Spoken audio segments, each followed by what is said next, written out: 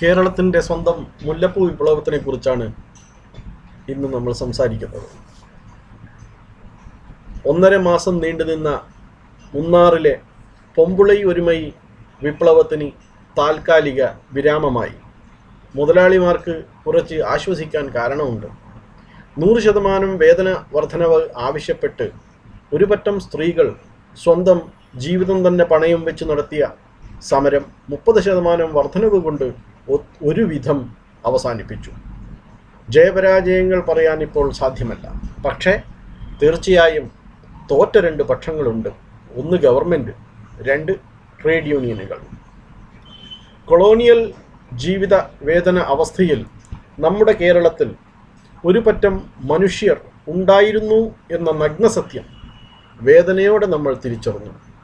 ജീവിത സൂചികയിൽ ഇന്ത്യയിലെ ഏറ്റവും നല്ല സംസ്ഥാനമായി കേരളം മാറിയത് വാർത്തകൾ വായിച്ച് അഹങ്കരിച്ച നാം ഒരു പറ്റം പട്ടിണിക്കോലങ്ങൾ വിളിച്ച സത്യം കേട്ട് ലജ്ജിച്ചു തലതാഴ്ത്തി. ഇവിടെയും നരകിക്കുന്നവൻ്റെ ചോര കുടിക്കുന്ന അട്ടയുടെ സ്വഭാവം കാണിച്ചു സർക്കാരും ട്രേഡ് യൂണിയൻ പ്രഭുക്കളും. ഈ സമരം തീർന്നു എന്ന് ഈ 2 അട്ടകളും വിചാരിക്കുന്നുണ്ടോ? കാരണം എന്നും സുഖകരമായ കളവിൽ ജീവിക്കാനാണ് ഇവർക്ക് ഇഷ്ടം. 2015 ശമ്പളം മാത്രമല്ല നമ്മെ ഞെട്ടിപ്പിക്കുന്നത്. ലായം എന്ന് പറയുന്ന കുടുസുമുറിയിൽ സാക്ഷര കേരളത്തിൽ ഇരുണ്ട 2 മുറി ഷെഡിൽ പല അംഗങ്ങൾ അടങ്ങിയ തൊഴിലാളി കുടുംബങ്ങൾ ജീവിച്ചിരുന്നു എന്ന സത്യം. തൊഴിലാളി നേതാക്കൾ ടാറ്റ അനുവദിച്ച AC ബംഗ്ലാവിൽ സുഖമായി വാണിരുന്നു എന്ന സത്യം. തൊഴിലാളികളുടെ ഇടയിൽ പ്രവർത്തിച്ചു എന്ന് അഹങ്കാരം പറയുന്ന നേതാക്കൾക്ക് ഇതൊന്നും അറിഞ്ഞില്ല എന്ന സത്യം. പലവിധ ഡിപ്പാർട്ട്മെൻറ്റുകൾ തൊഴിലാളിക്ഷേമത്തിന് പ്രവർത്തിപ്പിച്ച് ഈ നാടിനെ കടക്കിണിയിൽ വീർപ്പുമുട്ടിച്ച മാറി മാറി വന്ന സർക്കാരുകൾ ഒന്നും അറിഞ്ഞില്ല എന്ന യാഥാർത്ഥ്യം. ഇതൊന്നും നമ്മുടെ മനസാക്ഷിയെ ഉണർത്തിയില്ലെങ്കിൽ ഈ നാടിനെ ചെകുത്താൻ്റെ സ്വന്തം നാടേ എന്നേ വിളിക്കാൻ പറ്റും. സെപ്റ്റംബർ 5-ാം തീയതി KDHP പ്ലാന്റേഷനിലെ സ്ത്രീ തൊഴിലാളികൾ ട്രേഡ് യൂണിയൻ നേതാക്കളുടെയോ സ്വന്തം പുരുഷന്മാരുടെയോ സഹായമില്ലാതെ മുന്നാറിലെ തെരുവീതികളിൽ ദിവസക്കൂലിയും ബോണസ് വർധനവും ആവശ്യപ്പെട്ട് നടത്തിയ സമരം കേരളത്തിൻ്റെ മണ്ണിൽ പുതിയൊരു സമരമാർഗം തുറക്കുകയായിരുന്നു. മുതലാളിത്തത്തിനെതിരെ മാത്രമല്ല അവർ ഉയർത്തെഴുന്നേറ്റത്, പുരുഷാധിപത്യം മടക്കി വാഴുന്ന ട്രേഡ് യൂണിയൻ സംസ്കാരത്തിനുമെതിരെ കൂടിയായിരുന്നു എന്ന് നമ്മൾ തിരിച്ചറിയണം.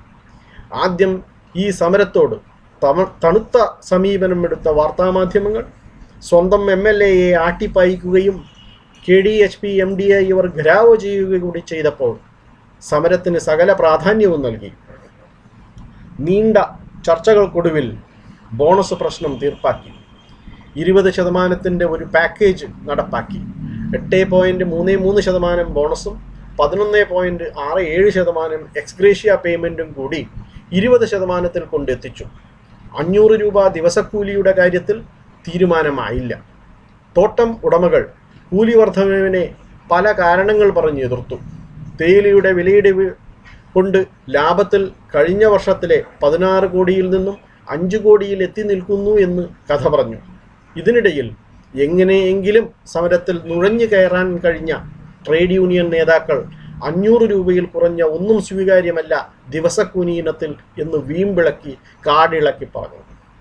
കെനിയ പോലുള്ള രാജ്യങ്ങൾ ഉൽപാദനം കൂട്ടിയത് കാരണം തേയിലയുടെ വിലയിൽ 15% മുതൽ 20% വരെ വില ഇടിഞ്ഞു എന്നുള്ളത് സത്യമാണ്.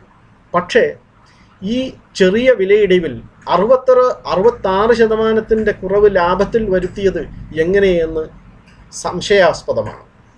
മൂലധന ചെലവിലോ തൊഴിലാളികൾക്ക് നിയമപരമായി കൊടുക്കുന്ന സേവനങ്ങളിലോ വർധനവ് കാണുന്നില്ല.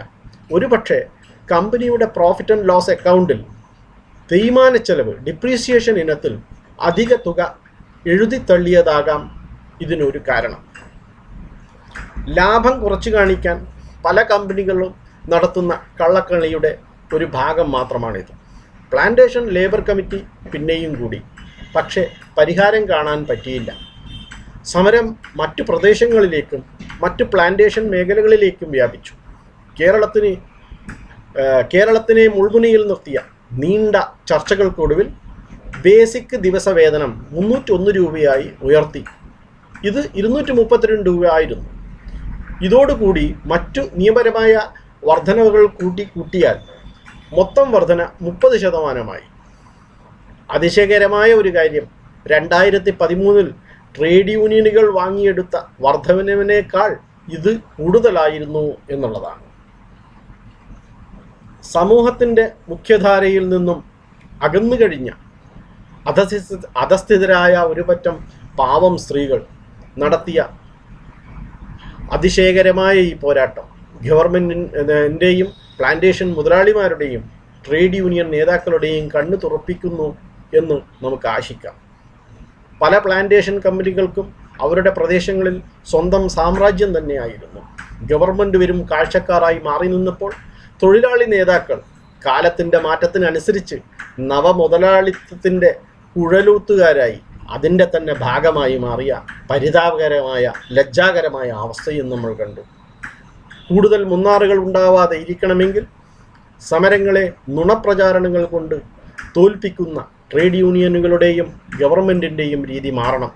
നേതാക്കൾ പോളണ്ടിൻ്റെയും നിക്കറാഗ്വയുടെയും വിട്ട് ടാറ്റായുടെ എസ്റ്റേറ്റിൽ ലായങ്ങളിൽ താമസിക്കുന്ന നമ്മുടെ സഹോദരങ്ങളെ അറിയാൻ ശ്രമിക്കണം. ഗവൺമെൻറ്റുകൾ സാമ്രാജ്യങ്ങൾ നിർമ്മിക്കാൻ ഒരു മുതലാളിയെയും അനുവദിക്കാതെ, കേസുകൾ തോറ്റുകൊടുക്കാതെ തൊഴിലാളികൾ ക്ഷേമ ഉദ്യോഗസ്ഥരെ ജോലി ചെയ്യിപ്പിച്ച് മുന്നോട്ട് പോകണം. ജയ് ഹിന്ദ്.